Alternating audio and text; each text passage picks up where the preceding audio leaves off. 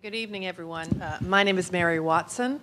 I'm the Associate Dean for Academic Affairs at the Milano School of International Affairs, Management, and Urban Policy. And on behalf of the New School, our division, the New School for Public Engagement, and the Milano School, as well as on behalf of the Center for New York City Affairs, I'm delighted to offer this invitation and welcome to you to join us this evening on this very interesting night to talk about the issue of fiscal austerity and what it means to the future of our cities and states.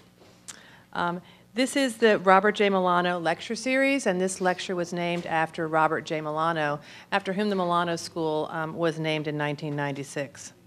Bob Milano began from very humble beginnings, being raised in Hell's Kitchen, working in a variety of jobs, including sales jobs and the door-to-door, and then also the chemical sales business.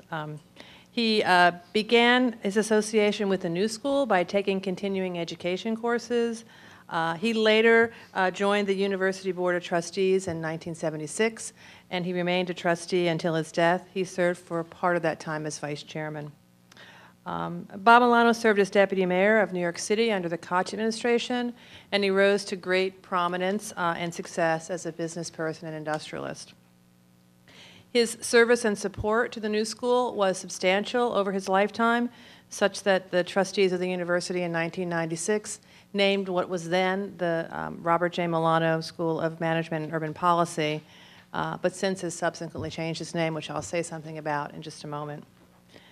The Milano Foundation, which bears Bob's name, was created more than 40 years ago, and it continues to support the Milano School through events held by the Center for New York City Affairs, like this one, through the Robert J. Milano Scholarship Fund, this lecture series that we're hearing tonight.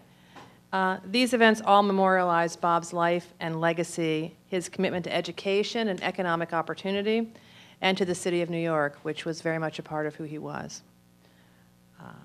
I want to say a little bit about the Milano School, which as of last year has now changed and expanded its name. So we are now the Milano School of International Affairs, Management, and Urban Policy. In a process led out by the faculty and the Board of Trustees 2 years ago, our graduate program in International Affairs at the New School and our programs in Management and Urban Policy under the Milano School name merged to become a new and expanded Milano School. This school has also launched in the past year a new graduate program in environmental policy and sustainability management. So now we have a suite of programs that span the management, policy, environment, and international affairs arena. We're doing some very exciting things, including launching a new specialization recently in global urban futures, looking at what's happening in cities, global cities as well as New York as a global city, and how we try to impact the problems that those cities face moving ahead is very much a part of the central ethos of the Milano School, and that's what makes this discussion tonight quite apropos for the environment that we're sitting in tonight. I want to thank Bob DiQualo, who's president of the Milano Foundation. Bob is unfortunately not able to be here this evening, but he's been a long time and dedicated supporter of our school. I also want to thank Andrew White and the Center for New York City Affairs for organizing this event. And perhaps most of all, I want to thank Lieutenant Governor Gavin Newsom for joining us this evening.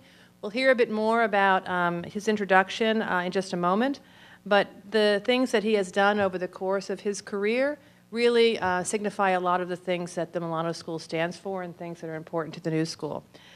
5 years ago, almost to the day, he was actually on the stage. Perhaps he doesn't remember, but I do because I was sitting out there. And I was really riveted by his discussion of what he'd been able to do as mayor of San Francisco and the innovative and bold and brave moves you took to try to bring about some things that some people thought were impossible. Now he's Lieutenant Governor of California, so I'm intrigued to hear tonight how change is enacted from that position vis-a-vis from the mayor's office and what might be ahead. And then finally, I want to introduce Jeff Smith, Assistant Professor of Politics and Advocacy at Milano. He will moderate our panel and guide the rest of this evening and tell us a little more about Gavin. So please welcome me in joining Jeff to the podium.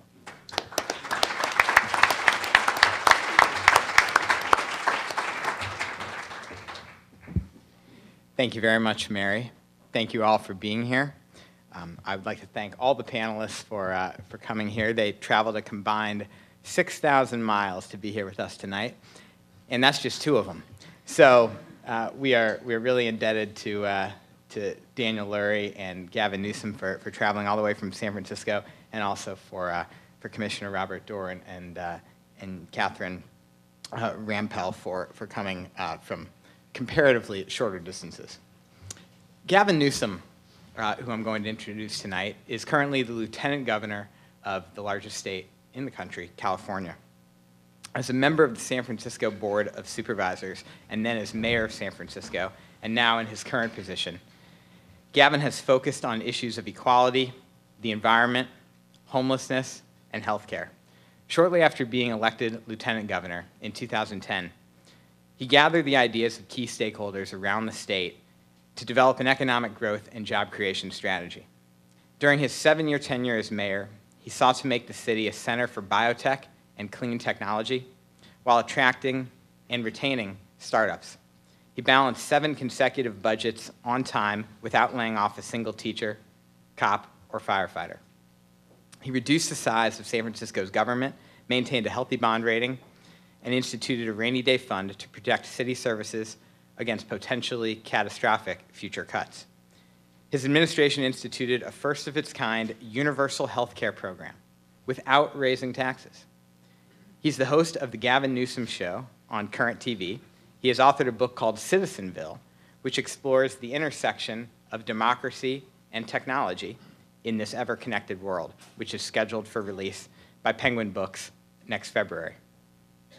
And what's not in this introduction, but what I feel compelled to just mention tonight is that, of course, Gavin was the leader in getting to social justice in this country for the LGBT community. As the first elected official in the nation to preside over a gay marriage, to allow gay marriages, he was in the vanguard of this fight nationally, and I think we all owe him a great debt for that. Thank you.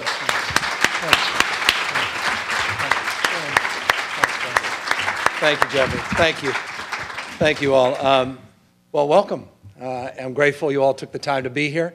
Always humbled when someone shows up wherever I am, so I truly am appreciative. And Mary, thank you for remembering what I said 5 years ago, and perhaps you'll remind me in case if I start trailing off. And Jeffrey, thank you for your invite, and thank you for your tenacity in getting me here and hard work, and then wrangling in my good friend Daniel Lurie to make sure that I got out here. It's a pleasure. Just a couple thoughts, and I really do look forward to getting in a dialogue with all of you and certainly with the panel. It is a totally different world going from local government to state government. Beyond my wildest imaginations. I thought I understood the state. Boy, was I wrong.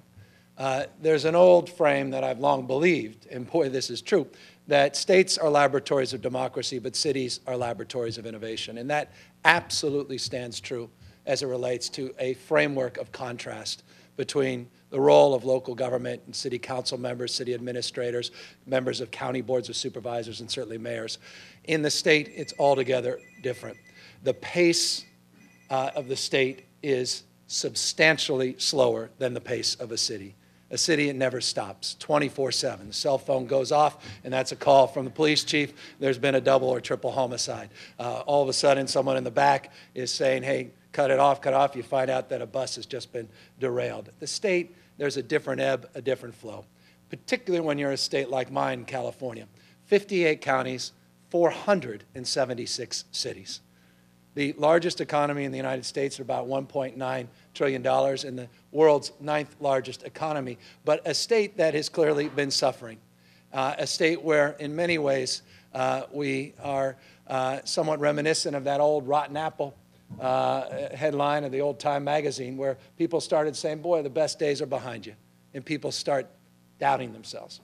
And I think that's where we are right now in California. I mean, we've always at our best been a state of dreamers, of doers, of entrepreneurs, of innovators, priding ourselves on being on the leading and cutting edge of new ideas. And for decades, we were the tent pole for the American economy in terms of job creation. No one came close to the job creation coming out of California in the 1950s, 60s, and 70s. In fact, there was a new report that came out in March of last year that showed we grew at an annual rate, adjusted for all the boom and bust, at about 3.7% annual job growth between 1950 and 1980.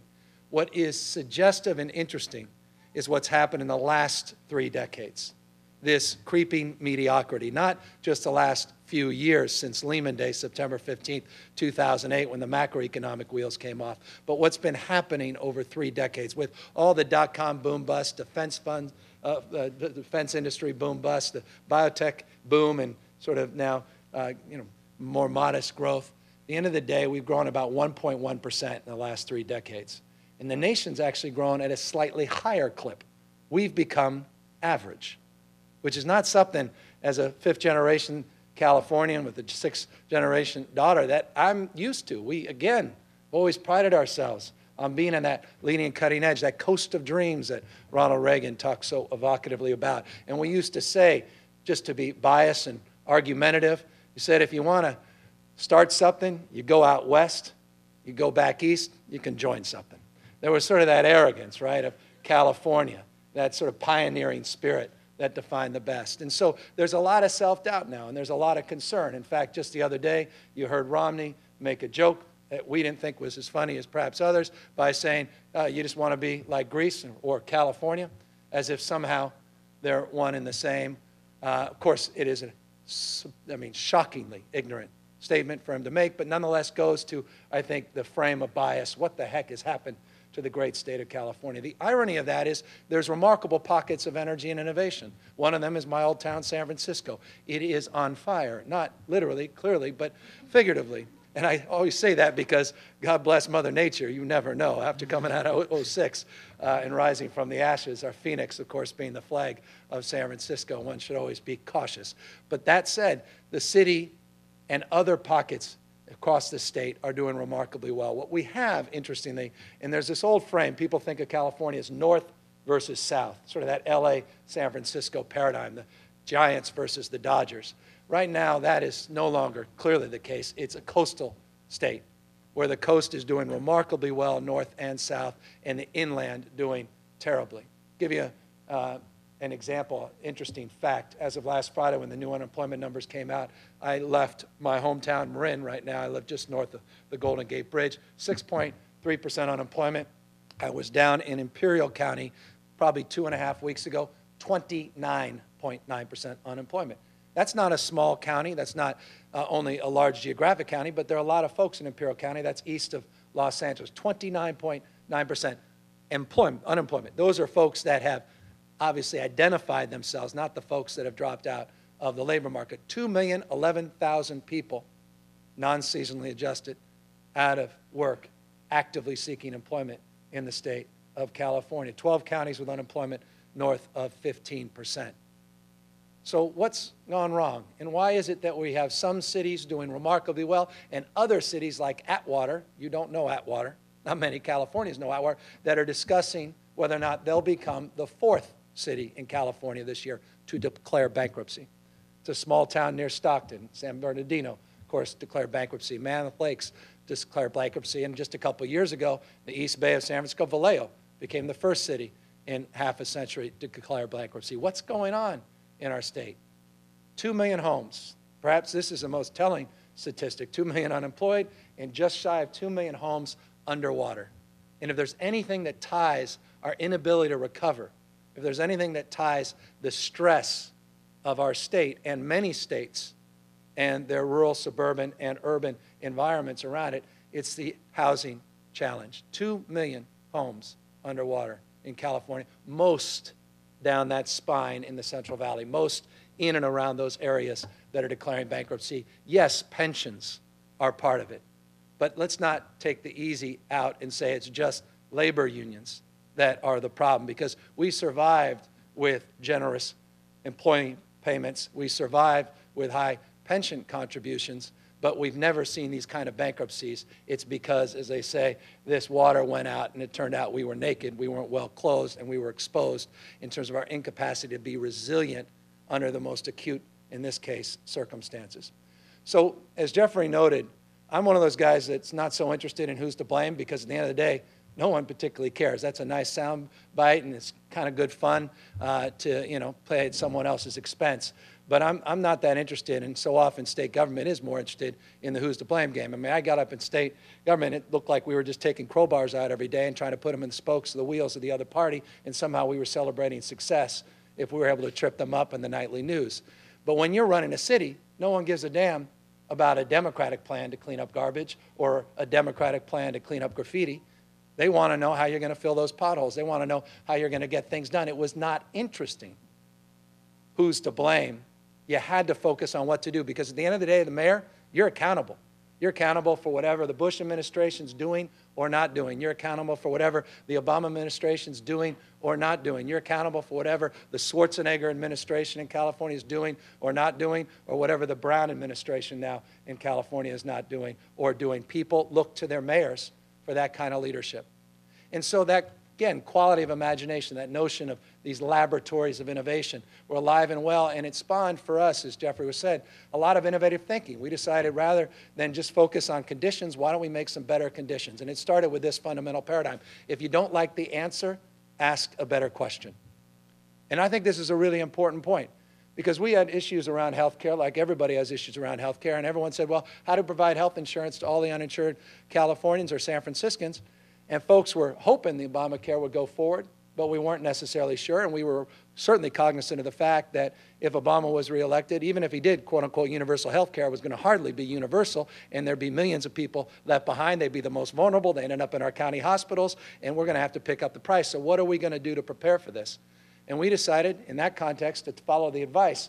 We couldn't answer the question how to provide universal health insurance, but we asked this profoundly different question: how do we provide universal health care to all the uninsured?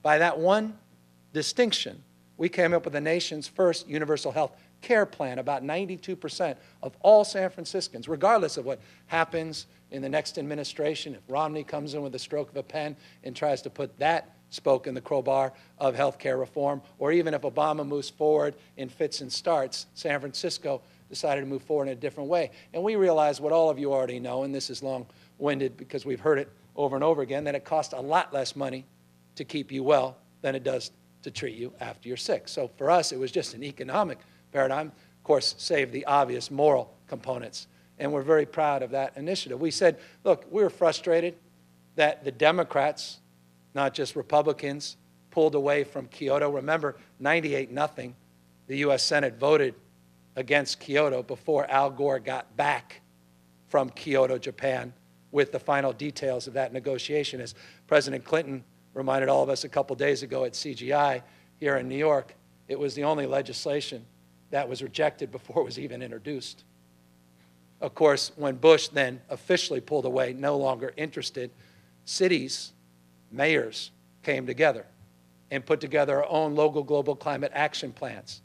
Mayor Nichols up in Seattle came down to San Francisco to celebrate the 60th anniversary of the founding of the United Nations in our city. And it was there where we signed a global compact with 109 cities around the world to do just the same. And that idea spawned his extraordinary leadership at the U.S. Conference of Mayors to get hundreds of mayors, Democrats and Republicans, cities large and small, to put together their own local global climate action plans. Ours, interesting, called to roll back our greenhouse gas emissions 20% below 1990 levels by 2012.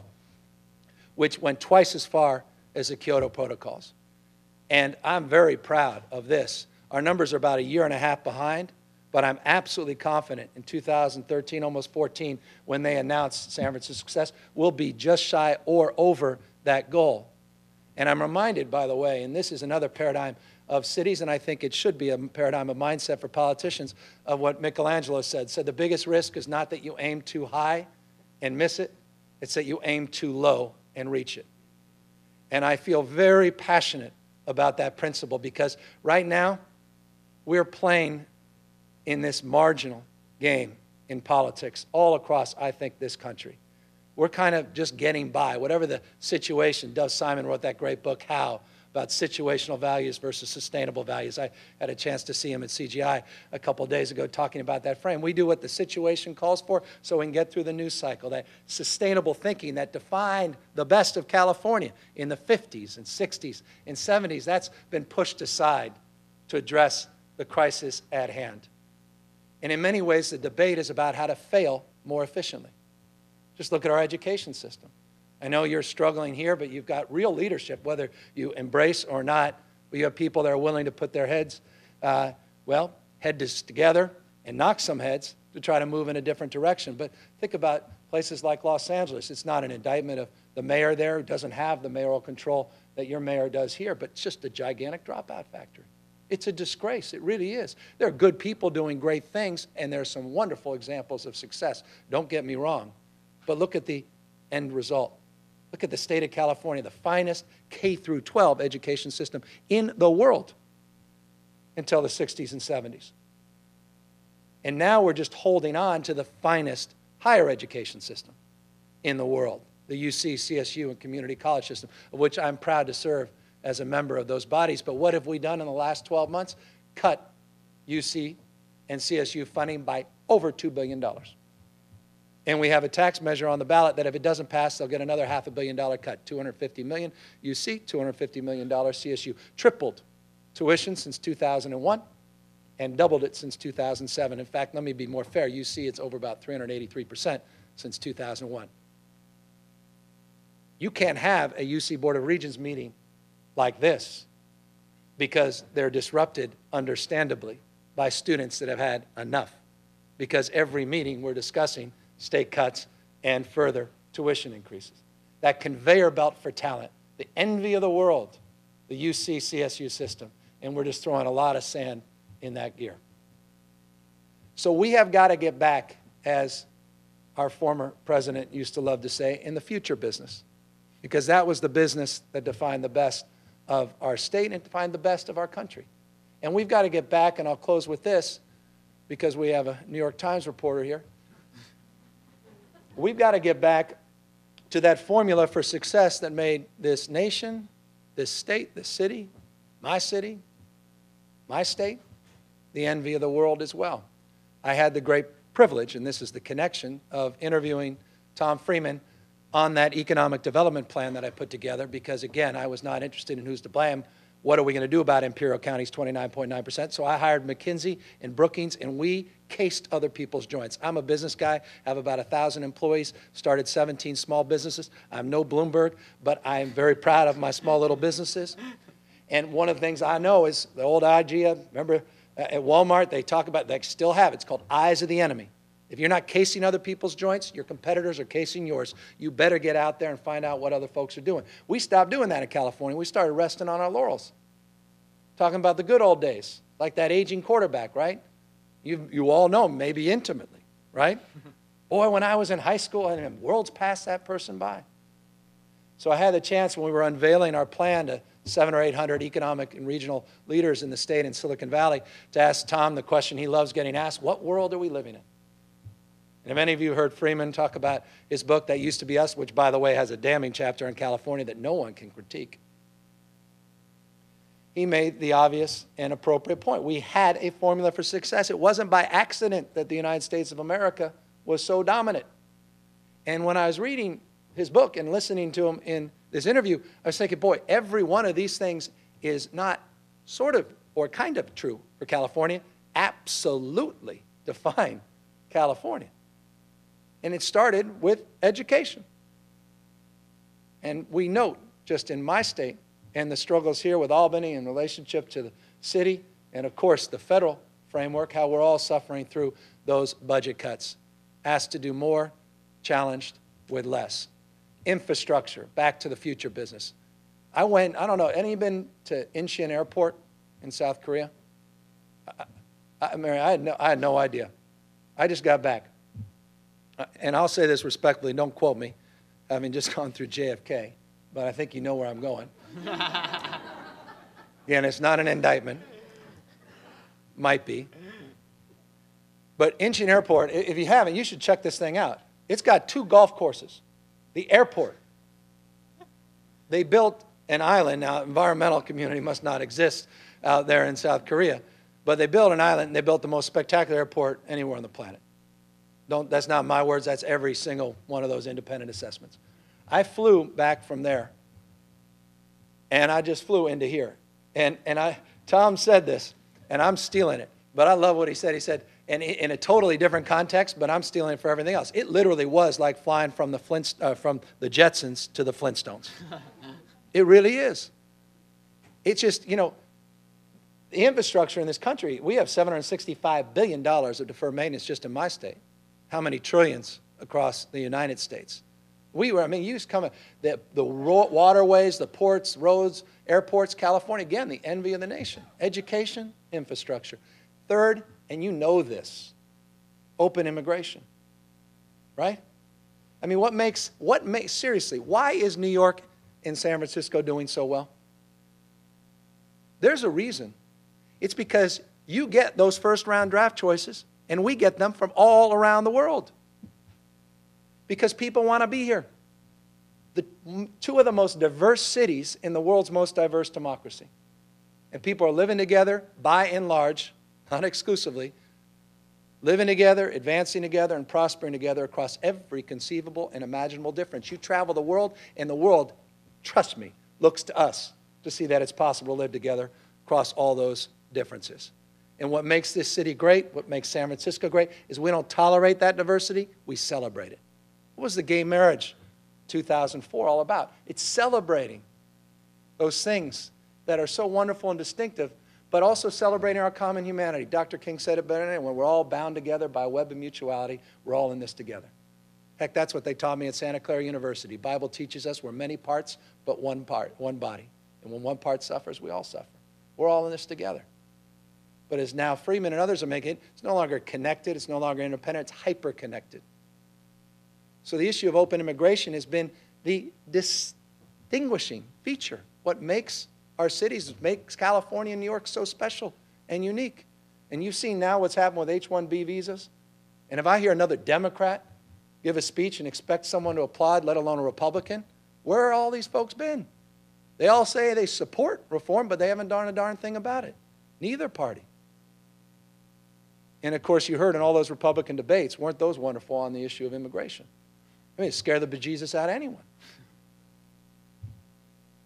The third or fourth was robust research and development, right?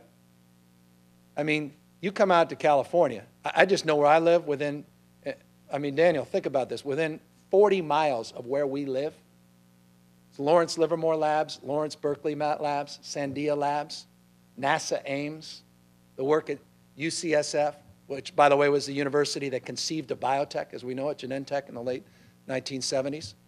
That's all within just a few square miles. We've all been the lion's share beneficiary, as you have out here, of robust investment in R&D, pushing the boundaries of discovery. In all those areas, as Tom said in answering the question, and I'm paraphrasing his response, look at the arrow in each and every one of these cases. Look where education funding is going. Look where infrastructure funding is going. Look what's happened on the open immigration debate, or lack of a real and honest immigration debate in this country. And look what's happened to R&D budgets. This is serious. So in many ways, and I love his book because it ends by saying, we don't have to do much more than this. Let's read our own history.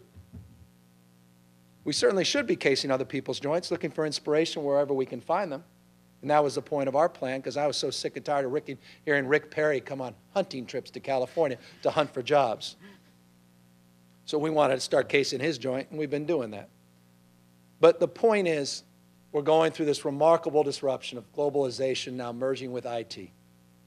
This no longer connected but hyper-connected world. And we need leaders that can explain it, not just the folks in Detroit, but explain it to all of us, and explain how we'll work our way through with synthetic biology, robotics, artificial intelligence, and all the remarkable change that's occurring in real time. And what's happened with genomics, what's happening in biotech, life science, nanotechnology, green tech, and obviously high tech, as we all move mobile, local, social, and ubiquitously into the cloud. It's an extraordinary time and an exciting time. My final point, just because I was so inspired by this quick chat with Freeman, and he's got a great line that sums it all up, and this literally, I'll sit down after this. He said, to underscore the point about hyperconnectivity, and this mattered a lot to me because all these names are familiar, and so much of that innovation is occurring out in the San Francisco Bay Area. But he made the point in his book, The World is Flat. that when he was writing that in 2004, New York Times bestseller, in 2005, he went back. I don't believe that he went back for inspiration for his new book, but he said, I went in the index and looked under F, and Facebook wasn't there. This is not 1995, let alone 1955. This is 2005. Facebook wasn't there, he said. Twitter was a sound. Apps were things you filled out to get into the new school. 4G was a parking space. LinkedIn, a prison. The cloud was in the sky, and Skype, for most of us, was a typo. Think about that. All of those things didn't exist as we know them today, and they're completely ubiquitous in our lives. No longer connected, but a hyper-connected world. A rate change none of us could have dreamt of a decade ago. Remarkable disruption, but remarkable opportunity. Leadership, I think, still matters. Not top-down, but bottom-up. Big is getting small, small is getting big. Peer-to-peer, collaborative, side-by-side. One-way conversations are dead. Hierarchy is dead. Politicians need to reconcile that world. We're no longer a vending machine that dispenses limited choices. This is the era of customization and personalization. You want to deal with the issue of education reform, you have to start there, not with respect, whether or not we get rid of tenure or seniority. Fine. You want to win that debate? You're not going to solve the education crisis. You may enjoy getting that trophy on your wall, but I'm not necessarily convinced that's going to change things in a world where critical thinking is the most important thing. In a world that still looks like the world Ben Franklin conceived of, with the same bell that rang during Ben Franklin's time, with desks still in the same rows that they were in an old industrialized model, we have got to disabuse ourselves that we can continue to fail more efficiently. Thank you all very much.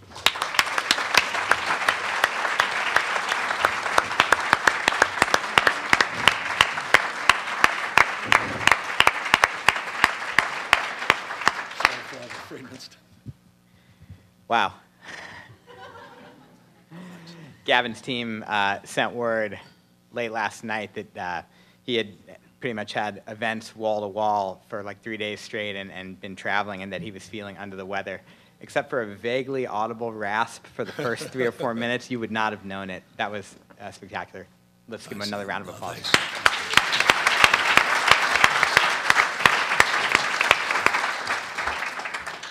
Now I'd like to give our other panelists, start out by giving everyone a few minutes to respond to those wonderful remarks. First, I want to introduce Commissioner Robert Doar. Robert Doar is the Commissioner of the New York City Human Resources Administration. As Chief Executive of the largest local social services agency in the entire country, with a staff of 14,000 and a budget of more than $8 billion, which, as I think you said when you were introduced, Gavin, is probably more than several small states. Oh, more than a few small states. Yeah. Doar administers 12 major public assistance programs, everything from food assistance, public health insurance, home health care, energy assistance, child support services, domestic violence services, among others. His workforce-first emphasis has seen the placement of nearly 400,000 individuals into jobs.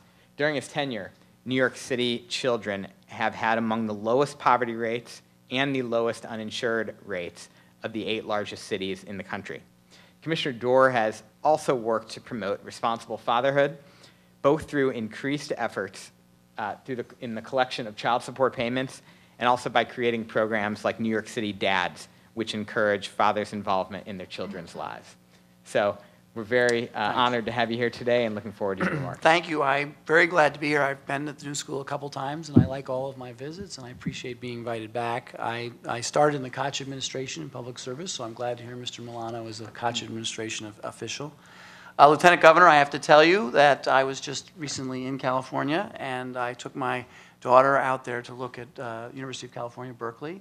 And while California may be struggling, I want you to know that the view down Bancroft Way and across Berkeley out to the bay is almost as nice as the view of the Brooklyn Bridge. Well done. But she liked it, and we both loved it. And so, and it is true, the university system in California is one of America's great achievements in the 20th century, and anything you've had to do with it is something you should be proud of. With regard to the topic of today, the answer is yes.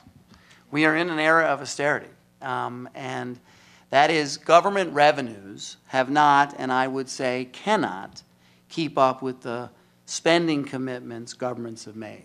And for those of us in the city's Department of Social Services, the agency charged with providing assistance to New Yorkers in need, that problem is a very large challenge and one we're dealing with every day. And in the lineup of governments, city, state, and federal, it is true the city of New York is in a little better shape than the state or the federal governments, but not by a lot, and it's getting tighter. And those other governments, and I hate to, after that lovely speech, Lieutenant Governor, bring us down to the mundane, but I know, I'm sorry, that's partly my job. Most especially the state, are offloading their commitments onto the stronger economy of the city. So for instance, in the area of provision of public assistance, cash assistance, or food stamps, in the past, the state and city shared the burden with regard to the administrative costs, people, places, technology, 50% each. And I worked at the state as well. I was the commissioner of the office at the state level. And now there is no state contribution to the administration of the food stamp program or the cash assistance program. We have a safety net assistance program that provides cash grants to people who are either single individuals or have been on cash assistance for longer than 5 years and their families. Again, a 50-50 commitment in the past that's now 70-30 local, 70-30 state. State support for education. Again, there was a time when the state and the city equally shared the cost of education in New York City, 50-50. It's now 61-39. And if the ratio had remained the same from 2002, we would be spending $2.2 billion less in local taxpayers than we do now. Now, I have to say that a struggling economy has also led, in the last couple of years, to a need, and these offloading of burdens, for the city to do cuts as well. So in my agency, we've been through now 8 rounds of efforts to reduce the gap, totaling $500 million in cumulative savings. And we've got another one that we're working on now that will be very hard to achieve. Now, what's causing this? And again, I completely agree with you. I'm tired of blame. I don't want to give blame. But the budgets that I look at that are problematic for me at the local level running a social services agency are first Medicaid. There is a famous statistic that compares Medicaid expenditures on a per capita basis in New York to the state of California, and it looks a lot better in California. They have fewer recipients, and we spend twice as much. In the social services world, we provide at HRA public health insurance. Uninsured rate for New York City children now is 4%, a great achievement that we've done over many years. But for those of us in public assistance who also do cash welfare or food stamps, domestic violence, child care, this disproportionate consumption of state and federal and local dollars by the healthcare world, that is mostly Medicaid, is problematic and something that we really have to think through. I think the President is, Governor Cuomo is, Mayor Bloomberg is, and we believe in the people that run the other programs think that some of those savings need to be redirected into programs that have been really badly hurt. And then there are pension costs. In New York City, when the mayor started, the pension contribution was $1.5 billion annually. It's now $8 billion annually. It's 12% of our budget.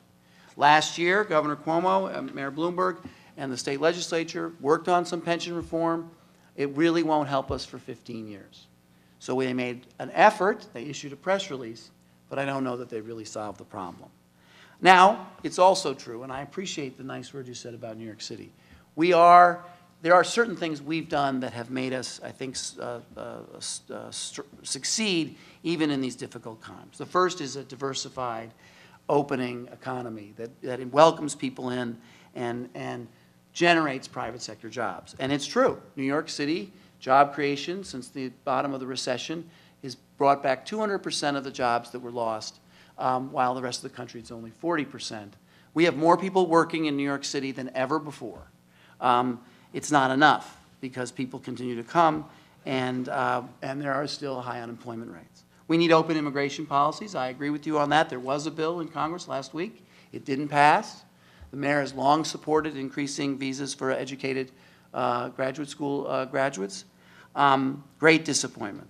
We also have, and I have to put out a shout for this, we have a social services program that both helps but also requires that people work, by and large. We have a work, support, require work, reward work philosophy.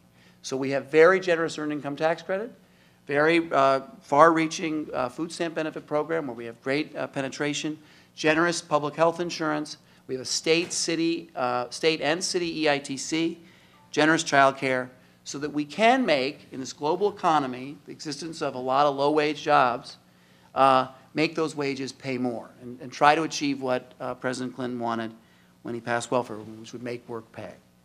And finally, and then open immigration. The mayor and the city of New York, under Mayor Bloomberg and under the previous mayor as well, we believe in open doors to immigration. The city does not survive. The genius and glory of the city resides in our new arrivals from all over the world. And we're proud of that, and it's paid great dividends for us. So we are in, I think, really troubling times. I'm very encouraged to see a bright, young politician from California give a speech that is as hopeful as the Lieutenant Governor gave. And I look forward to discussing the details and the specifics. Thanks.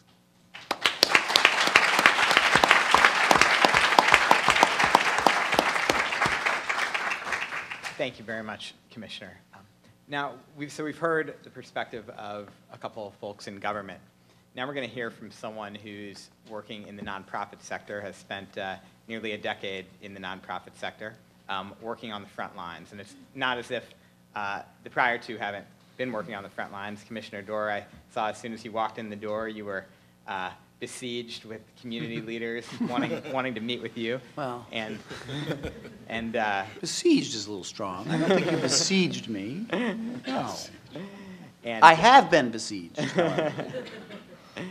And I saw, and of course, you know, you were renowned when you were mayor for being on the front lines. You know, Cory Booker's saving people from burning buildings. I haven't seen you do that yet, but but Booker. Yeah. But I want to hear from you, Daniel, a little more about what you're seeing on a day-to-day basis. Daniel is the CEO and founder of Tipping Point Community, a grant-making organization that is the largest nonprofit devoting specifically to fighting poverty in the San Francisco Bay Area. It's modeled after a philanthropic organization that many of you know here in New York City, the Robin Hood Foundation. Daniel serves on the boards of Single Stop USA, the Mimi and Peter Haas Fund, and the Levi Strauss Foundation. He also holds a master's in public policy from the University of California, Berkeley, and an undergraduate degree from a university that my own alma mater will not permit me to say the name of publicly. It's located in North Carolina, and I'll leave it there, in Durham. Daniel, can you give us your thoughts on the Lieutenant Governor's remarks? Absolutely. Thanks, Jeff. Thanks for having me. Tipping Point is a poverty-fighting organization in the Bay Area, as Jeff said. And we are 7.5 years old.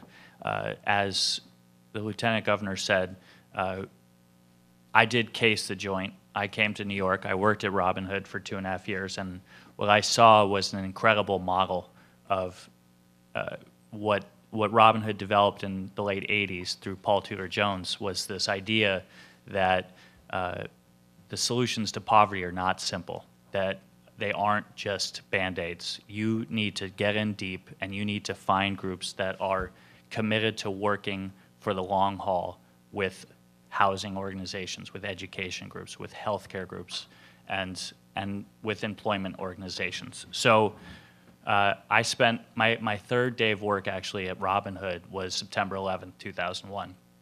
And I still hadn't quite figured out the train system and the subway system. And I came out on the C train the morning, and I was a block away from the World Trade Center.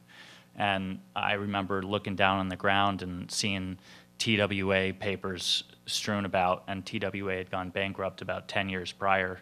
And I looked up and I could see kind of what we all saw that morning. And the reason I tell that story is it committed me to service, and being at a place like Robin Hood during that time made me realize that we need to, that we're all in this together, as Gavin said. And Robin Hood was one of the best models I saw. And they've done amazing work for 25 years, and I thought, well, if they can do that here in New York City, then we need to do it in my hometown of San Francisco and throughout the Bay Area. So we are focused on innovative solutions to poverty. City, as you said, this needs to come from the bottom up. Education groups like Rocket Ship and KIP and the Aspire schools are groups that we look to fund, that we look to try to scale, that we look to try to introduce to mayors like we did to Mayor Newsom, to get them to understand that there are great ideas coming from the bottom up all the time. And we started in 2005. We started with 3 organizations, and we have grown from a group that raised $450,000 our first year from 100 people to a group that raised $12.5 million last year from 1,000 people, all of whom know that we can do better.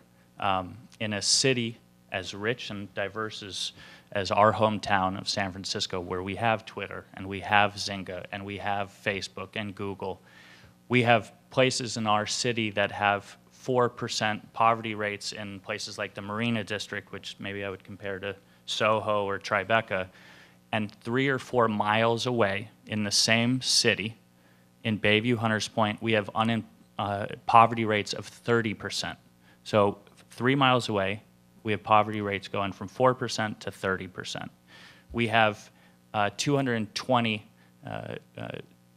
pediatricians up in Pacific Heights, the nice part of San Francisco.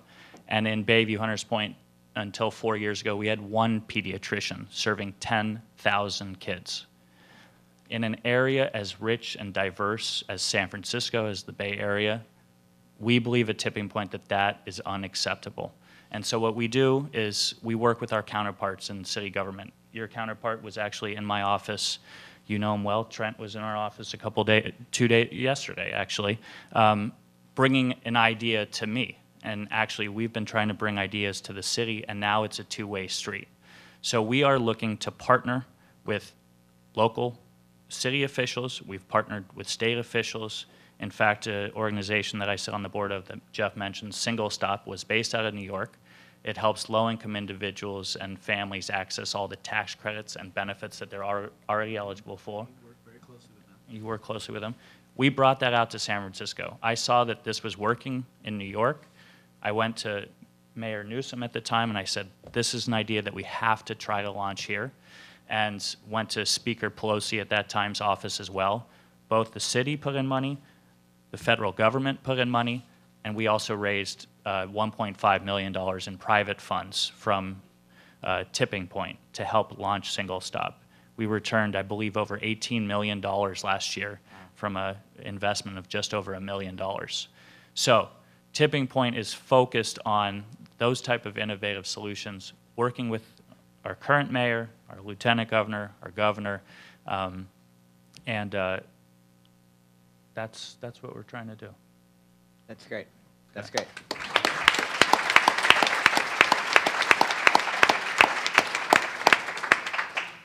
Thank you, Daniel. We will be back to you shortly to hear more.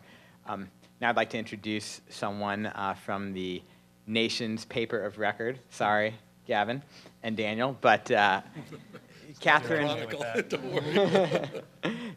Rampell is joining us tonight. She writes about economics for the New York Times, where she served as the founding editor of the Economix blog that I know I've assigned articles from to some of my students who are in the crowd tonight.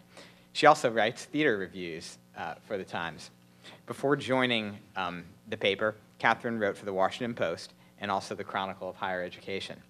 She's a proud Princeton alumna, and we're honored to have her here tonight. Would you like to respond to? Sure. Thanks. So the Lieutenant Governor talked a lot about education, and this is a subject that I've been thinking about a lot, and that is very near and dear to my heart. You know, it's not just California, obviously, that's cutting back on education, although you can maybe see the stark contrast between how much California used to invest versus today. You have a lot of other states that are also making the same kinds of cuts, because what's happening is these states are under pressure, and, you know, they need to find money to cut somewhere.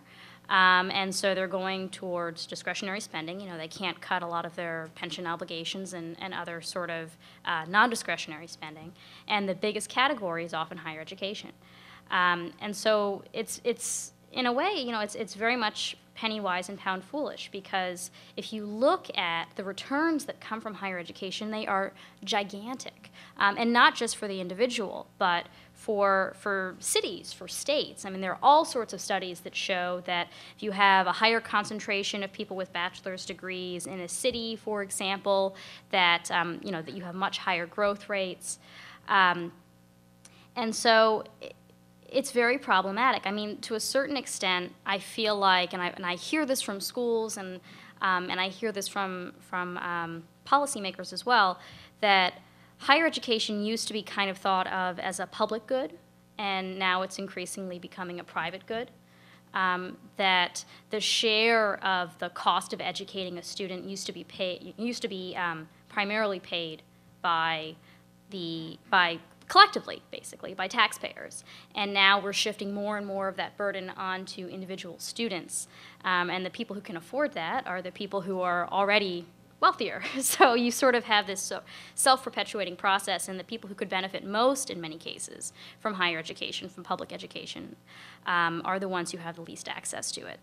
And there are major cuts, as I said, not just in California, but across the country at a time when this population of people who needs additional training is most vulnerable, because there are so many people who were displaced by the recession. You know, there are a lot of lower skilled jobs that disappeared that are probably not coming back, including in industries like construction, you know, sort of real estate brokers, other things that don't necessarily require greater training and higher education. And so those are the people who have been displaced, who don't have work, who could very much benefit from retraining, and who are finding themselves increasingly further away from being able to obtain that goal. And besides the fact that you're seeing tuition rising, I did a story about this, I think last year. There are a lot of states that, you know, they're handing down these giant budget cuts to community colleges, to you know, state schools. And the schools are not allowed to charge different amounts of tuition depending on what the program costs. So they have to charge students the same amount for getting trained to be a nurse as, you know, maybe, I don't know, taking an English class or something like that. And the schools often get the same amount of funding for those students who are getting trained to become a nurse or other science and health science type courses that are often much more expensive to teach, but they're getting the same amount of money as they get for courses that are less expensive to teach. And coincidentally, unfortunately, the courses that are more expensive to teach often happen to be the ones that are more likely to get people jobs. So they're having to cut back on the very programs, specifically concentrating on the very programs where people are most likely to get work. You know, you look at community colleges across the country that have nursing programs, and they just have these gigantic waiting lists for people to get into these programs. And hospitals and other health centers are hiring. There is a nursing shortage. You know, there's a reason why people are waiting to get into these jobs, but they can't because the schools can't offer them. They don't have the money, and that's where they're making the cuts in many cases.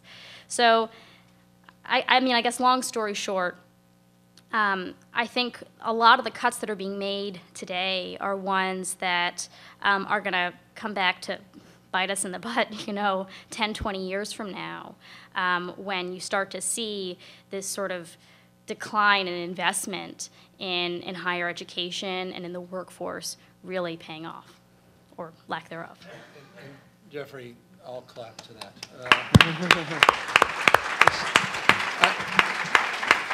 I can't help myself but underscore this because having served, to me, the most profound privilege of being lieutenant governor is serving on the UC and CSU boards of trustees in California. Last year, just to underscore this, we reached an interesting milestone. 11% now of all the state funding for higher ed, rather, let me back that up. Only 11% of UC's budget comes from the state now. So it's de facto, this fabled public education system is de facto, you can argue, already quasi-privatized. That last year, we also reached an interesting milestone where now students are paying more in tuition and fees than the state is investing in those students. So that's the first time in history. Where now our prisons are over 11% of our funding, used to be 4%, and now we're in the single digits in terms of our investment in higher ed. I mean, you can't make this stuff up. Any objective person would look at this and say, what? I mean, this is just a trend line that's increasingly now becoming a headline that's been going on for years. Because we've had this sort of era of austerity. I mean, I know it's for folks, maybe it's just me, but my mayoral years, I didn't have one surplus year. This is again, the macroeconomic downturn. I mean, we've had to deal with less for decades now. As was noted, it's the federal government's increasingly doing its thing, states pulling in more. So there's been more and more pressure. So we've got to create, as they say in psychology, a pattern interrupt here. We've got to scratch the proverbial record for the 6 of you that know about the records. If you look at public funding for higher education over like the last 30 years, what has generally happened is during a recession, funding gets cut, and then during a recovery, it doesn't get restored. Yeah. So funding sort of goes like this over time, and that's a large reason why tuition is rising so much. And we're just cutting in the artery. You can bleed out quickly. I mean, in the old days, you cut into the muscle or the tissue, and you can recover, you heal. But I mean, that's what's, I mean, I don't want to, that's a hyperbolic statement, but it's to emphasize, I think, the acuity of the challenge, because again, in a hyper-connected world, what's the most important skill set? It's knowledge. And here we are, as I said, cutting off our nose to spite our face. I mean, this is a classic example of situational values, not sustainable values. Well, Could I just add to that one point? It's also reflective of the severity of the problem on the revenue side, because my experience, at least with Mayor Bloomberg and before that with the governor of the state of New York, and my observation of other politicians is higher education is not something they really want to cut. I mean, it is something they'd like to support. It's mom and apple pie, but they are forced into it because of the pressures on and their reluctance to make other choices. It shows how difficult it is. It is, and I think for the city, the mayor's ability, and the city of New York, for those New Yorkers here, the mayor's ability to make up for the shortfall in state support for education, which every year we do a little dance with the city council, and he threatens layoffs and cuts, and then at the end we find some money and we keep the budget the way it was. That's getting much harder and harder because of the demands of the budget. so I sent out some questions to all of you in the last few days, and since there were so many compelling things that you said, I'm now going to promptly go off the script and ask you something else. There were the themes, kind of the threads that ran through all of your remarks dealt with immigration and education. So there's 2 demographic trends I'd like to kind of raise and then get your response to them. The first is obviously the increasing diversity of the country. 40% of all people under 18 now are not white. And last year, for the first time, there were more non-white babies born than white. So we know, because demographics is destiny, where the country's going. At the same time, we have the baby boomer retirement. And we know also that 80% of all people 65 and over are white. So you've got this sort of crashing of 2 broad trends that are coming together. And it's sort of creating, in my view, sort of like a generational mismatch where these 2 massive generations have different attitudes, different worldviews. You've seen, to get into politics a little bit, with the burgeoning strength of the Tea Party, particularly among older folks, that there's been a lot of resistance to taxes and spending. whereby the younger generation, which is more heavily minority, understands that the leg up for the next generation is more spending, particularly on public education. So I guess my question is, in an age of austerity, when we know we have $16 trillion of debt and we're running trillion-dollar deficits, is there going to be, are we headed for an inevitable confrontation in this country, not necessarily of blue versus red or black versus white, but of the gray versus the brown? You're on the front lines here, Gavin, in California. I guess I could say sure, flippantly. I mean, it's obviously, it's a concern. You see that, I mean, in so many ways manifested. Look, one of the things, this has been hard for me as a lifelong Democrat. When I became mayor, I realized that more is not always better. More money is not always the best thing. Even in my business, I've had two great failures. They have one thing in common. I overcapitalized both of them. And we got a little lazy. Weren't as creative. We didn't think outside the box. We weren't willing to take as many risks and learn from our mistakes, not repeat them, and move forward. I did something in San Francisco, a perfect example to get down to the granular, which I think is a good thing, called Care Not Cash, wildly controversial. I think gay marriage is controversial.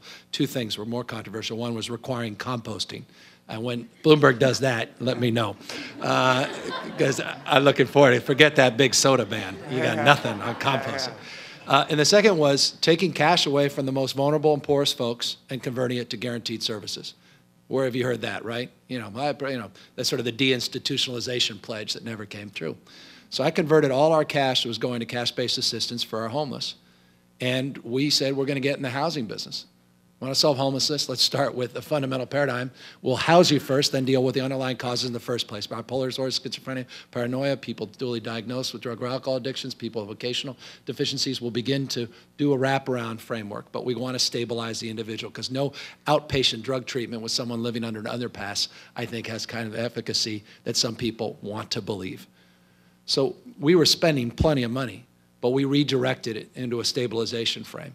It's been wildly successful. San Francisco really led the nation in this new model called direct access to housing. New York was right there in their New York model, and some extraordinary work you guys have been doing for years on the supportive housing side. We saved money, did exponentially more, and saved lives. We have got to completely change our approach. And so I guess it's a longer-winded way of saying maybe our values are more aligned than they appear. The young folks I know are disintermediating. They're not engaging government. They're more peer-to-peer.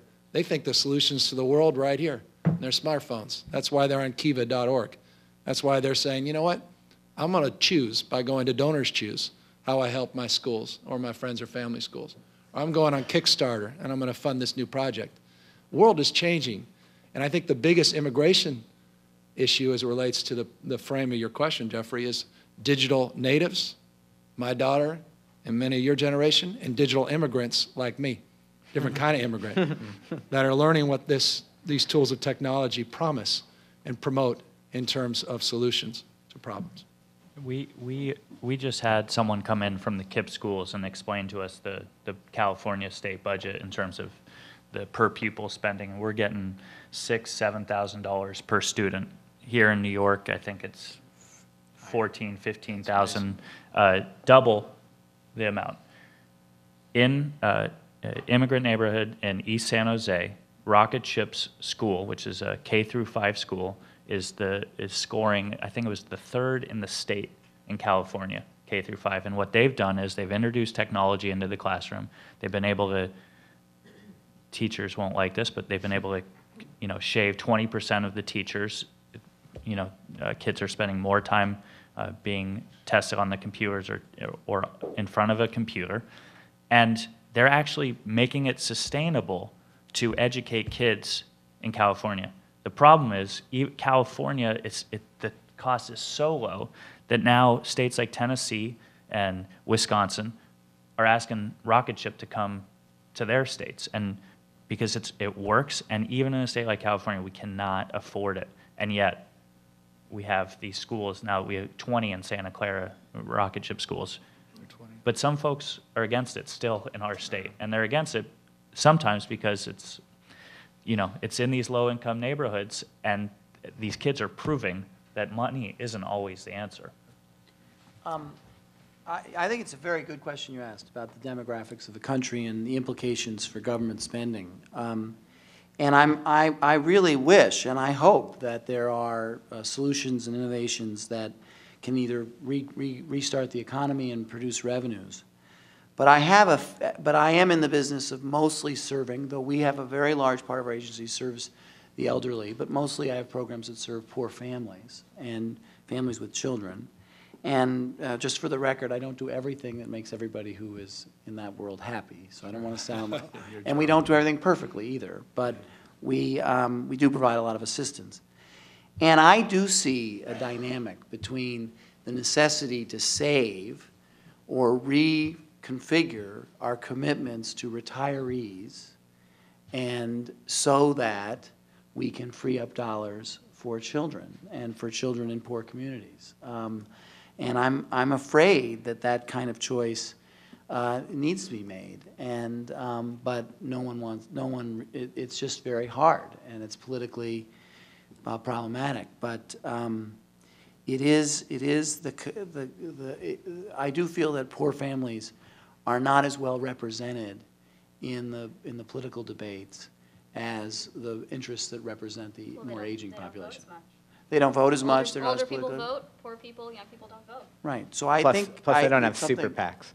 Right. So absolutely. So and the healthcare industry. You should see an interesting thing. When I go to Albany and I'm in a meeting that's going to be about the child care program or the cash assistance program, it's me and some very threadbare advocates with about $2 in their budgets.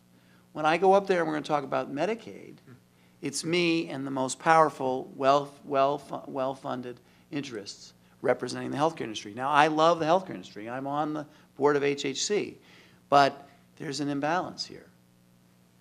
Catherine, I know you wanted to jump in. I just wanted to say it's sort of ironic in a way that that the younger, non-white, particularly immigrant population is pitted in this framing against the elderly, because they should be aligned, because it's young immigrants are the ones who are keeping Social Security solvent, right? I mean, they're the ones who are paying into it. They're the ones who are. When I'm teaching, I call that like the best moment of when somebody anticipates the next question. I love that.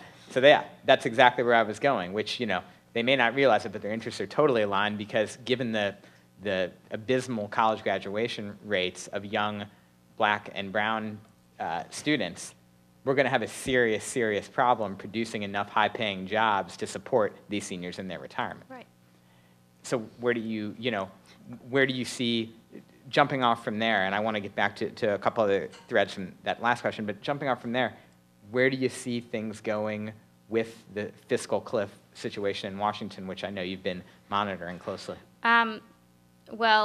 So I'm sure you guys have heard this term, but the fiscal cliff is this idea that at the end of this year, partly by coincidence, partly by design, there's going to be this massive fiscal tightening. You're going to see a number of different tax rates go up, some of which are the Bush-era tax rates that have been renewed throughout Obama's tenure as well. But the estate tax and the temporary payroll tax credit that was supposed to be sort of a stimulus measure. And then there's also this massive cut in federal spending that's supposed to happen at the very end of this year that happens to be happening at the same time. And if all of these things happen, if they all materialize, which neither party wants to happen, by the way, we're going to go back into recession. I mean, there's just no question about it. You can ask, sort of any impartial or partial expert for that matter, and they all show, if you cut government spending this much, this quickly, all hell breaks loose. And you raise taxes. And you raise taxes, right. Right. So the tax expiration issues, those are largely the coincidence, to some extent, piece of all of this, that it wasn't by design that all of these things ended up expiring at the same time.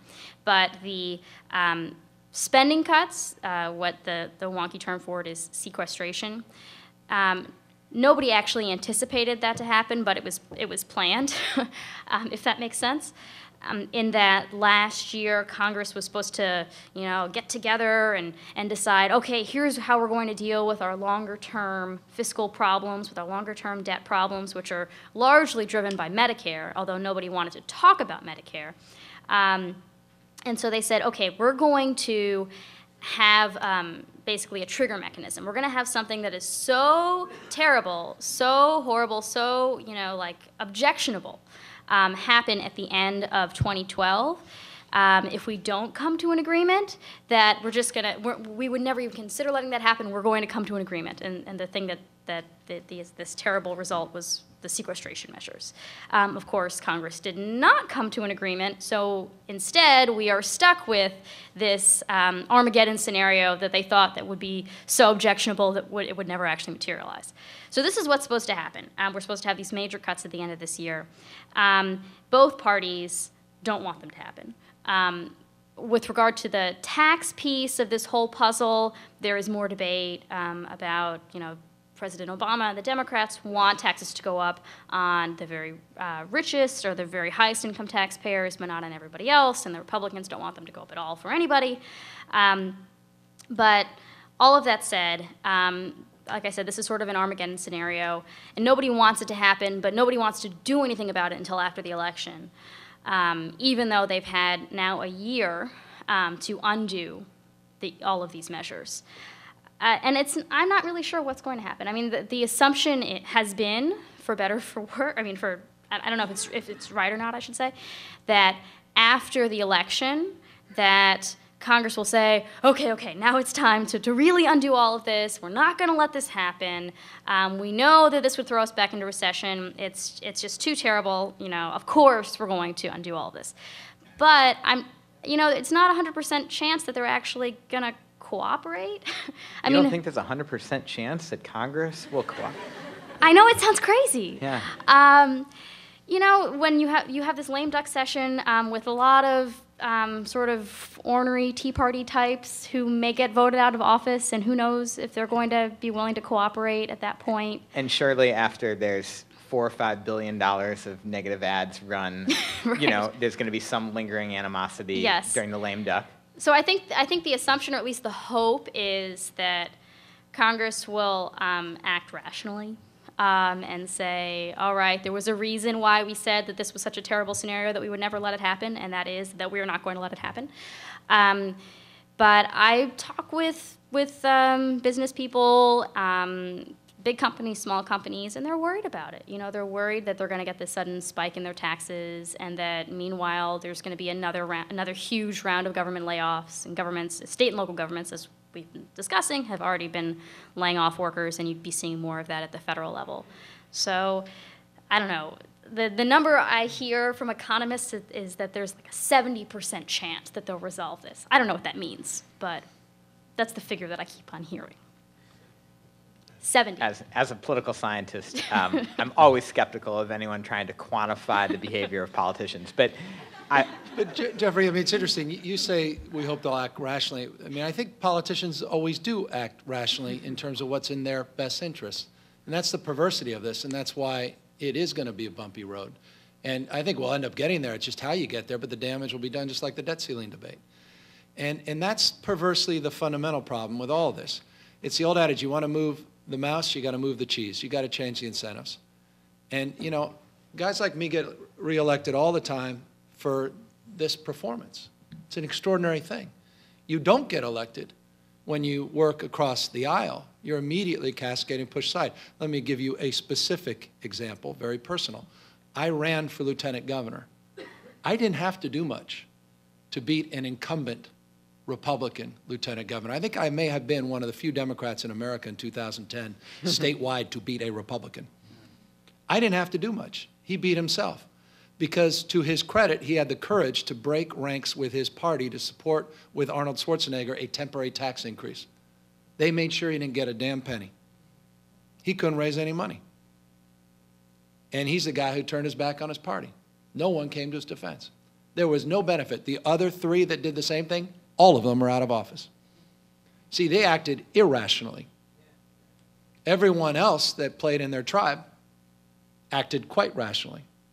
To wit, my concern That's a broader concern about what we've allowed in terms of our politics today on both sides of the political aisle. Because trust me, Democrats that do the same, they break with some of their labor friends and others, environmental friends, pay similar consequences. So this is something we're going to have to deal with if we're going to deal with all these other issues in a much more forthright and honest way. You talk about the rationality of politicians. There's an old story about a congressman who was at a town hall, and one of his constituents said, you know, with all this debt, and how are we going to be able to afford to properly educate future generations? You know, what would you say to future generations who see what you're doing right now, spending all this money? And he said, well, what have future generations ever done for me? It does point to the life cycle of a politician who is typically on a 2-year, 4-year, or at the longest, a 6-year time horizon. Robert, Yeah, you I wanted was to just jump going to in. say, now I work for a kind of unique politician. You do. You do. And he's on it, and he's not running for re-election. And just so you know. We'll see. His stated position on this cliff is that that nothing should be done on taxes. He feels that not just the higher taxes on the wealthy, but all of the tax rates should go up across the spectrum. Now, and that's not pleasant for him because he's not a person who likes higher taxes generally. But he does recognize that if the tax rates only go up on the wealthy, as President Obama has proposed, the payoff in revenue is not anywhere near what we need. That it's the widening of the base and the rates in the other income groups as well. So that's the brave position he can take because he's a billionaire and he also is not running for re-election. But I just wanted to let you know that. Thank you for the PSA. Yeah. I'm just kidding. Let me ask a very specific question of you, Robert, come back to you, because Gavin, you referenced the homeless program, the Care Not Cash program that's so successful in San Francisco, and you talked a little bit about the details of how it works. Robert, I'd love to hear from you some of the details of how, what is the program? I'm a brand new New Yorker. Is it called New York, New York? Oh, the old Yeah, well, the New York is a series of state-city agreements. They're great cooperations between a state funding and a participant and a local government, and a government that's got both very active in social services. It was designed to create supportive housing for people with particular disabilities, especially mental illness. And I am, I think, the only person who has signed it as a representative of the state and as a representative of the city. So I've done both. I've been on both sides. And it is a commitment to, over an extended period of time, to build and to fund services for targeted populations who are particularly at risk of homelessness. So that would be, in the current agreement, which we are still implementing, it's people who are seriously or persistently mentally ill, people who are suffering from HIV/AIDS and are chronically homeless, and other kinds of chronically homeless people. And it's supportive housing. So when people get placed into this housing, which we need more of, and Governor Cuomo is trying to get us more through the Medicaid waiver he's seeking, they get not only housing, but they get services associated with their needs. But it's not to be confused with the general homeless population or the population that is in need of shelter on any given night, because this is really a targeted group for people with particular difficulties. It is a model. It's a great thing. The mayor and we are trying to advocate for a New York 4. We're on our third rendition. But in difficult times, the answer the governor gave us was, I'm asking for this big Medicaid waiver from the federal government, which would give us $10 billion over 5 years of reinvested dollars that accrue due to the savings associated with the state's efforts to cut Medicaid spending, and give it back to New York, and a large portion of that, or a significant portion of that, the governor has committed, should he get a yes answer from the federal government, is to supportive housing. The only thing I would just add about that, another little piece of detail, all was going well for our waiver proposal, or the governor's waiver proposal, until last week. And then CMS acknowledged and disclosed that they had discovered that New York State, over a 15-year period, was receiving about $5,000 a day for residents of a certain kind of state institution for care, this is in Medicaid dollars, for care that cost about $1,000 a day. And that's the sort of explosive news that calls into question getting the CMS to rule favorably on our Medicaid waiver, because lots of people will make noise about that. And it is a terrible thing. The Medicaid program in New York State, the Department of Health, should not have been asking for that amount of money for something that costs so much less. And CMS shouldn't have approved it. But it happened. Daniel? When you were mayor, Care Not Cash, I also agree was a great success. We still have a serious housing problem. Right. We have 25,000 people in line for public housing in San Francisco alone. And just going back to all the wealth and all of the things that we have going for us, we still have incredible needs, and we need to do better. What you did was a start, but we sort of kind of often forget and move on to the next thing. So we're funding groups that are trying to work on that issue, but we still have huge problems. Do you have a lot of private developers that come in and work under the low-income housing tax credit program and get matching state credits for that? You can talk more about Hope SF. We've done a lot. I'm very proud. I mean, Yeah. we made substantial progress and did our best to try to reform our public housing crisis. But I mean, this is a 30-year trend, and no one better positioned than the former HUD director, your governor, to help support There you go. these reform That's efforts. what we're So saying. I'm jealous. and Trust we me, have a we lot don't of have work that to do. leadership in California. We really don't. The state of California has completely abandoned the homeless issue and the housing issue. It's not of any interest, not even rhetorical interest. One of these days, I'll probably will drop dead when I hear a presidential debate and hear the word homeless in Or a the word presidential poor. debate. Or poor and poverty. It's just, it's disgraceful. But again, that's, so the incentive is not to speak in those terms. That's why I was particularly proud, I will say, to the extent this is anyway relevant, that the president went to CGI 2 days ago to talk about human trafficking.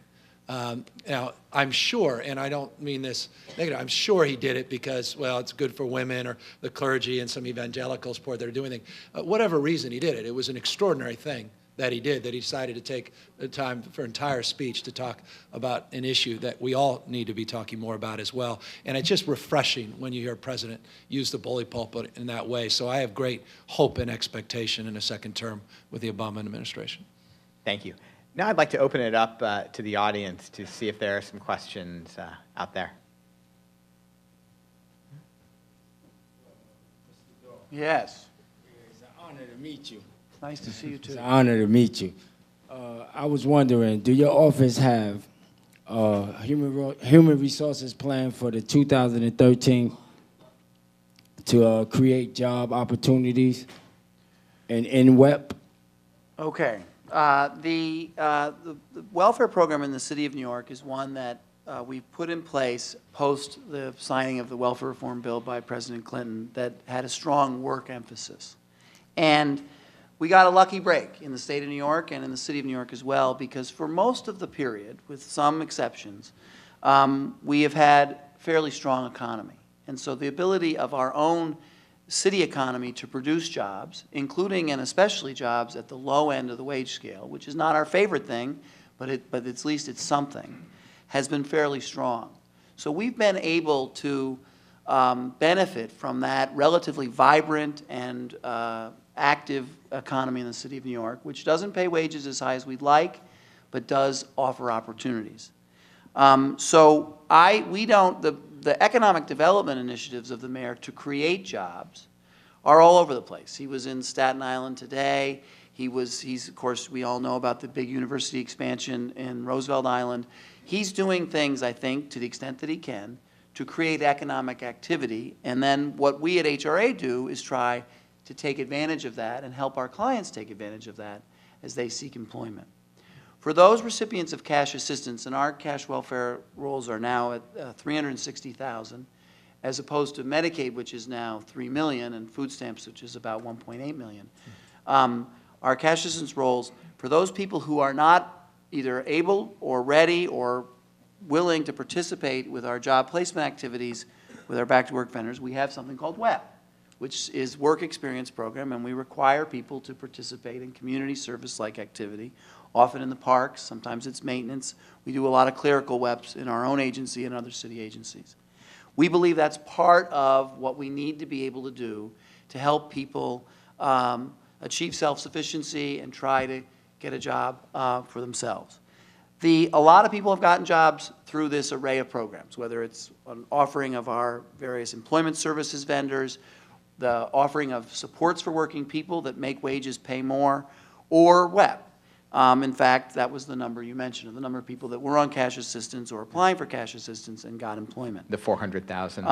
But I want to always like to say whenever this comes up, it wasn't the agency, wasn't, as much as I love HRA workers, they didn't get the job. The applicant or recipient got the job. And we like to count, and we've been very lucky to have that work for so many people. There are still many who it hasn't worked for, and we're going to continue to work on finding opportunities, finding where the economic activity is. We have a new thing we're going to do this year where this is the new media, which I'm learning about, where we're going to text applicants and recipients of cash assistance about job opportunities as they develop. And so we're going to gather from people who apply for cash assistance, sometimes do have ability to receive text, so that we can be immediately telling them as rapidly as we can where there are opportunities.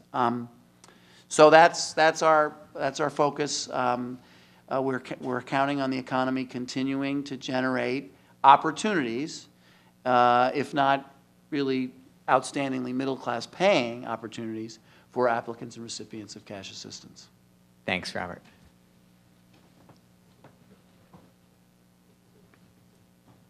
I want to shift a little bit, so go back to New York, 1975 through 1977. And the city's... I'll take this one. So the city basically goes bankrupt, although it doesn't officially go bankrupt. It has a completely dysfunctional city government, not unlike the current federal government, I would argue. And so two things happen. One is some elected officials decide to be brave, both the governor at the time, Hugh Carey, and the guy who became mayor, Ed Koch. But the other thing that happened is a businessman, Felix Rodin, decides to step in and take a major role. And the business community takes a very large role in being able to restructure how city and state government work, and in some ways provide protection, if you will, for the governor and mayor to do what they need to do that no one wants to hear. So when they say City University can no longer admit anyone, whether they have got a high school degree or not, and it's not going to cost anything, someone in the business community is backing them up. Why is it now, and certainly your state's a good example of it, that business leaders are not stepping into that policy role, not giving money or not trying to make things work, but major businessmen, there's no, you don't see the major businessmen trying to step in and work with governors and the mayor, I would say, on a policy basis and take some real risks. So I don't see the head of Intel really, trying to work with Jerry Brown to make state government work. Maybe he is, but that's not what I really see happening across the country right now. And I was curious why you think that is the case. It's interesting. I just, for my TV show, which I'm sure you're all watching at 2 a.m. Yeah. It's on at 2 a.m. Friday nights here, so channel 1 million. Al Gore is trying, though. It's a good network, current, but you can DVR and TiVo it. But we just had Intel's foundation folks and Paul and Tonelli. They're doing some good things. You know what I discovered? You reminded me of something as you were saying this. In the old days, there was a hotel strike. You'd have the mayor throw in the owner of the hotel with the labor leaders, and they'd lock the room, have a few cigars and scotches, and they wouldn't come out until they got a deal. We had a major hotel strike when I first became mayor, and it was a national strike that was being manifested first in San Francisco, and it was being coordinated at time to then spread to Los Angeles, New York, and Chicago that had their contracts coming up next, and they figured they could mark to market with the best deal in San Francisco, which was wise. And I remember asking all the hotels, in fact, to send their owners over. There were no owners. You're an owner. I'm an owner. They're all multinational corporations. who the heck, there was no one to knock heads with. Everyone said, just get those guys in the room and we'll knock heads. We were a balance sheet. We were in a P&L with, Intercontinental Hotel or some REIT or hedge fund. World's changed. So it's nice to have a CEO that you can identify with, but their connections to the rest of the world. Intel just announced a ton of jobs, up in Portland and Seattle. I mean, they're everywhere. And so it's a different business environment. And when you look at the big chambers, it's special interests. And I'm a business guy. I get a lot of grief for being too pro-business as a guy with 1,000 folks myself. But the big chamber, it's just insurance, tobacco. They're taking care of their issues. And they're fighting their fights. And they're holding on to those trophies on the wall. They're not showing up at the UC Board of Regents meeting. I haven't seen one person from the business community get arrested at the UC region when that is their #1 issue, conveying that talent so they can compete by advantaging themselves with human capital in a market, in a world that we're living in. It's a stunning reality. So I'm as frustrated as you are, but one-off, they do some amazing things, including supporting this guy. And we have some really enlightened business leaders, but they're not organized from a corporate perspective as they used to be. Yeah, I don't know, Dan, I was you would just know going to better. say that they're going through foundations now. They're starting their own, like you said, a corporate foundation, or they're going through a Robin Hood here in New York or a Tipping Point. But we do need to get them more engaged, and I do talk to many of them, and a lot of them are tired of politics, and they're tired of politicians. Sorry, and they don't see the impact of their dollars. That is something that the Robin Hoods and the Tipping Points of the world can show them. So that maybe we're part of the problem. I would just add, just to amend the history, I was a kid in Brooklyn in the 70s. My father ran an anti-poverty program in Bedford-Stuyvesant, and the unions also stepped up. Victor Bachbaum and the major municipal unions made big efforts to help solve that problem. And then I guess in New York City, I think that the business community is quite active in how the city gets run, and I think that in all kinds of ways they're helping the mayor and I think trying to help the governor. So I don't know that I would say they're disconnected from the issues we face in the city any more than they were or weren't back then.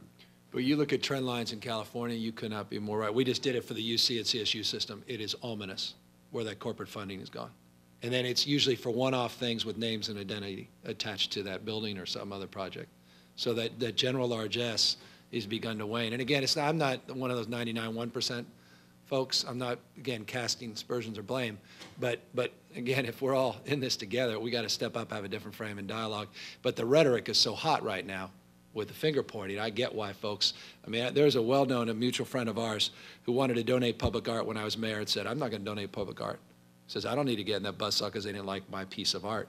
And somehow I'm trying to force my values and my aesthetic on this city. So he said, I'm just moving away. We almost lost the Fisher collection. Don Fisher started the Gab. Almost sent to MoMA here, his collection. We were close. I think that maybe a little less close than some had thought. But because we had so much controversy because he was willing to spend $1 billion of his own money or contribute it, to one of the great modern art collections. We finally made a deal, and we're building a new museum around the existing museum to accommodate it. But again, we have to look in the mirror again. The rhetoric is so fevered pitched right now, and understandably so, because of all the anxiety and fear that's out there. But we got to tone it down so we can start having those conversations again. Thank you. How about, right there. No, you. Hi, I think this is best directed toward Lieutenant Governor Newsom, but I think I would like to hear from all of you if I could. I'm actually a recent UC Berkeley grad myself, and about 2 years ago, our chancellor mentioned, I believe, that he was supportive of privatizing, at least specifically UC Berkeley.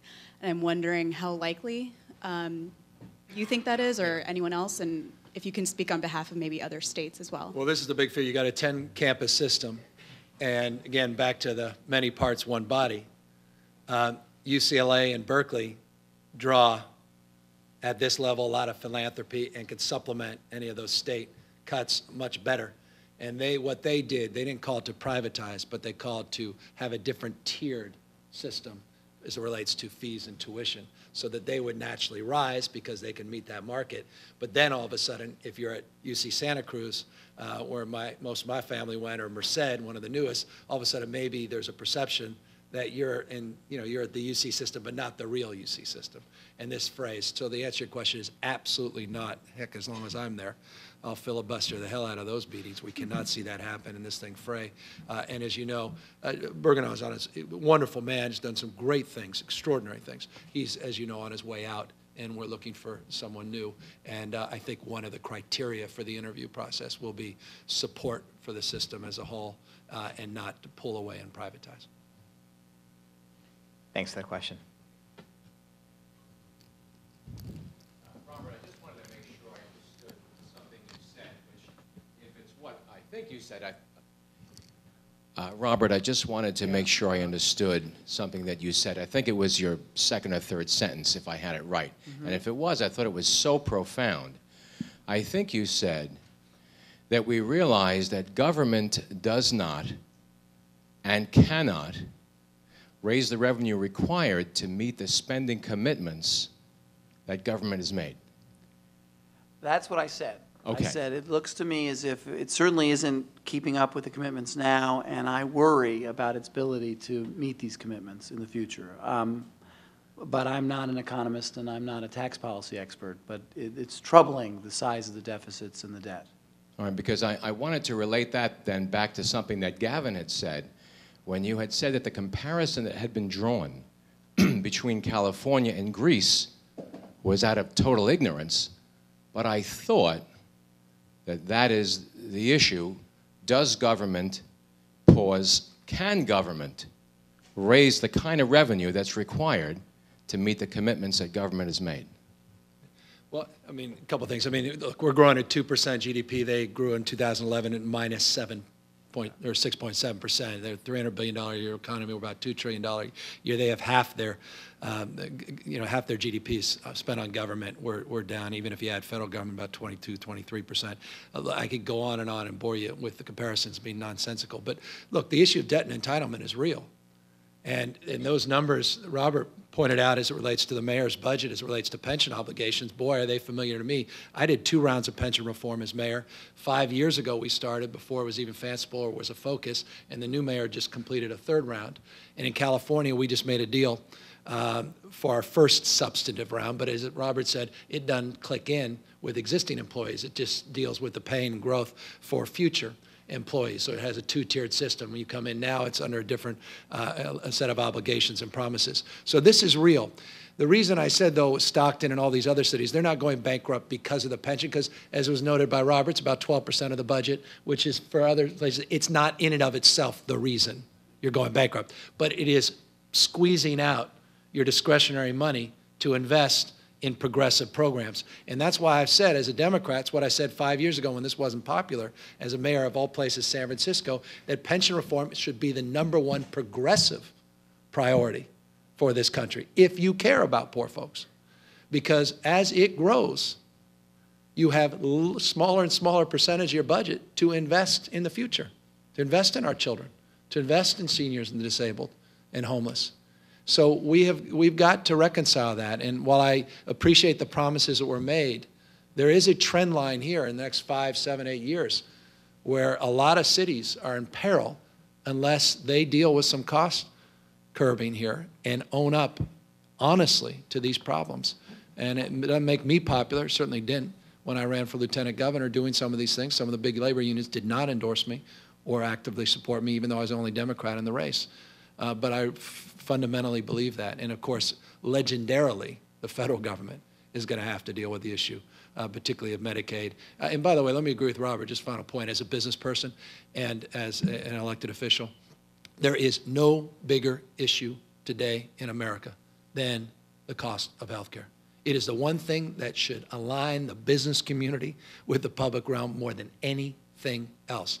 And my biggest fear with the Affordable Care Act is the cost control factor. It's one thing to guarantee we all pay for insurance, which again, I told you I have an ideological issue with just being forced to have insurance.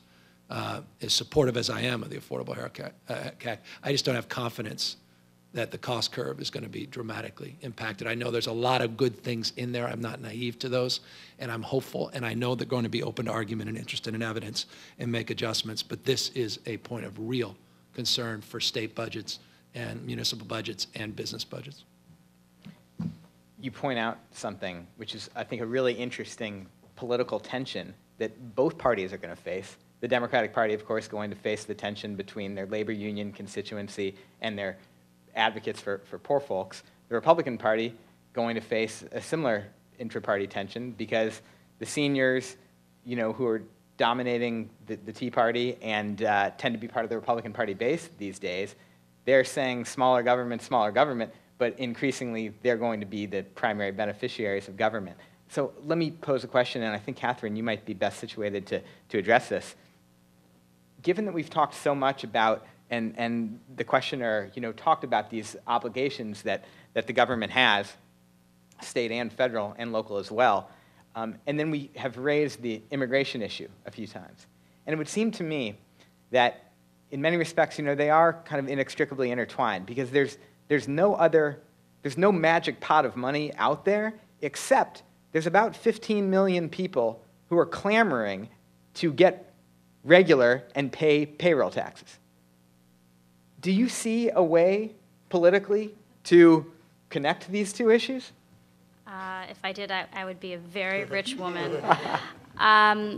I mean, certainly, yeah, from like sort of a balance sheet perspective, there are a lot of reasons why it makes sense to do immigration reform, to do lots of different kinds of immigration reform, I should say. In tandem with a broad, debt ceiling, issue or... Right. I mean, there are obviously sort of reasons of humanity and compassion that are one part of this whole issue, but also sort of the cold hard economics of it. That, first of all, the higher educated immigrants, as you talked about before, who now constitute almost half of our graduate programs in science and engineering and in math and in computer science. But in general, immigrants, especially higher skilled immigrants, tend to be good for job growth. You look at Silicon Valley and you see how many of these companies were created by immigrants. But it doesn't happen at the congressional level because the Democrats and the Republicans, one might argue, don't really want to make those folks regular. They'd rather have a political issue, and so each side tends to kind of put a poison pill in the legislation. Yeah, I mean, it's hard to... I'm an economics reporter, not a political reporter, so I'm a little bit out of my depth on some of the stuff. You would know more, but it's hard to sort of peel off some of these issues and not deal with the broader picture. And there's a lot of xenophobia in the country, a lot of very anti-immigrant sentiment. It's hard to talk about higher skilled immigrants with, on their own. But obviously, as we've been discussing, there's also an economic case to have immigration reform for lower skilled people as well, because they tend to be younger people, they tend to be people who pay payroll taxes, who help replenish our Social Security coffers to pay for people who are already retired.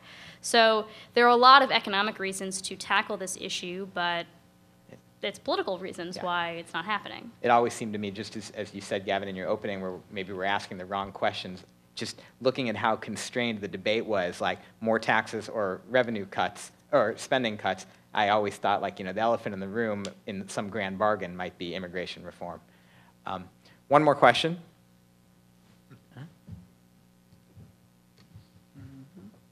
Thanks. So I actually wanted to ask something pretty simple. Does urban policy in an era of fiscal austerity mean significantly more gentrification? Does urban policy in an era of fiscal austerity mean significantly more educational disparity when government supports intentionally supports initiatives for a knowledge-based economy that's very spatially targeted, and does that lead to more educational disparity and likewise income disparity? And the third one, does urban policy in an era of fiscal austerity affect the right to the city, to borrow from a well-known geographer, at least as much as geographers can be well-known, in our access to public space and everything else? But just given the financial realities and the way that we're going, because from my perspective as an urban planner, that's totally the way that we're going. And so what does that mean realistically? That was one simple question. I love it. Great question. I'll take the first shot because I'm probably the least qualified to answer it. So I met a guy, he came to one of our events last year at Tipping Point, and his name's Richie. He's 19 years old. He's from Stockton. One of four, I mean, did Stockton go under, or it's close? It did go under. Stockton bankrupt, 19 years old, and he saw what was happening in San Francisco. He was abandoned by his parents, foster youth kid, and he came to San Francisco because he saw this opportunity. And he got a job at one of our groups repairing bicycles in the Mission District, which is, if you've been there recently, it is one of the most gentrifying neighborhoods in the country. And it's still kind of cool, and it's still kind of gritty, and it hits to your point. It's going through all sorts of issues. There's a real combative nature to this neighborhood. But if we are going to have great cities like New York and San Francisco and others, we're going to need that tension, and we want that tension. We have to welcome kids like Richie. Richie's 19 years old and just passed his GED because of one of the groups that we're supporting. And there's another guy, Tazo, 23, 24 years old. He moved in from Oakland. He was living in his car, went to one of the best foster youth programs in this country, First Place for Youth. Within 3 years, he is now from his car to working at LinkedIn. You guys know about LinkedIn. We can welcome people to a city like San Francisco that has high rents, it's very expensive, but we need people like Richie, we need people like Tazo to come into our city because it makes it richer, it makes it more vibrant, and I think that's the greatness of San Francisco, it's the greatness of New York, and so we need to celebrate and encourage it and accept everybody. Robert, curious what you'd say. Yeah, I want you to have the last word. No, I don't. I'm going to talk now, and then because I'm going to focus on the education part of your question. I think that we do run a risk of, if we don't get our fiscal house straightened out, that whatever gains, and don't get me wrong, we've done a lot in the Bloomberg administration in public education, but there is much, much more to do. And a lot of it is dependent on money. And I think if we don't get our fiscal house in order, those gains are going to be very hard to maintain, and we may go further backward.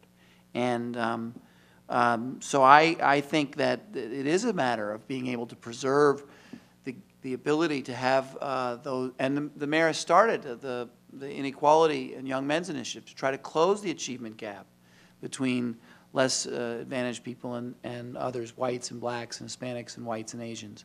But it's expensive. And so it's a real something we should all be focused on and trying to avoid having to, at least in the city, go back to a time when education was less well funded. I'm curious your thoughts on. I don't know that I have anything profound to say about this, except that, yeah, I mean, that's how the arithmetic works out, that if you have less money, less public funding for something like education, then the people who can afford to get out will get out because there's a greater incentive to get out.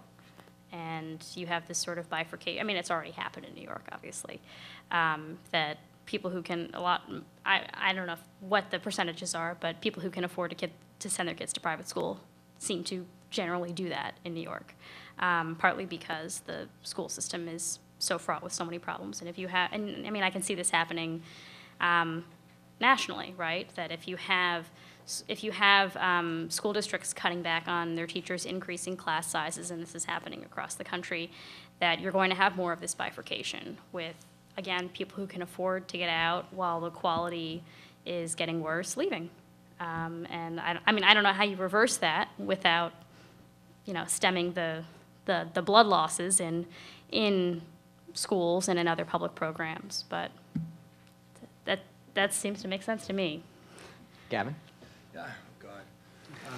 Really, I mean, it's like you have 30 seconds. My mind is aflutter. It's in 1,000 different directions. Those are very thoughtful questions, and the issues of gentrification, were front and center during my mayoral years. And we could talk at length about our Hope 6 program, or SF Hope, which we did, which was trying to address the issue of investment without gentrification and guaranteeing mixed income housing, people living all income levels together, and reconcile the old redevelopment days with a more enlivened and new vision of integration. So I think there's things to do to stem that concern. Nonetheless, the trend line is, I think, to your question, not positive. That said, look, I was very fascinated by Bavaria. I know you guys all care deeply about Bavaria. In Germany, why is it that Germany was able to turn around their economy and get back into the business of people and products and dramatically expand their exports? Currency aside, which needs to be part of the thoughtful, judicial, educated debate, with a highly regulated market as it relates to labor, and a highly regulated market, particularly as it relates to the environment. Remember, they're one of the 4 countries that are actually going to reach their Kyoto protocols. People forget, when I said we pulled away, there were 44 wealthy nations that joined. 4 are actually going to reach their accords. The envelope is being opened this year: Germany, Denmark, Sweden, and the United Kingdom.